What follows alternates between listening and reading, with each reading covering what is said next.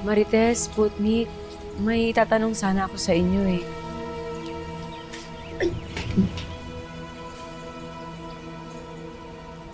Paano kapag minalama ka sa taong mahalaga sa'yo?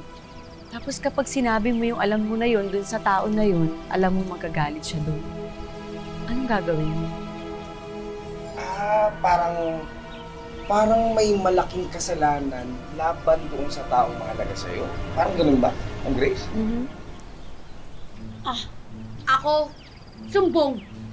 Masaktan na ang masaktan. Kasalanan niya eh. Sabihin niyo. Warprig ka talaga, no? May mga bagay na hindi na dapat sinasabi para hindi magkagulo. Kasi importante yung katahimikan at saka kapayapaan sa mga relasyon.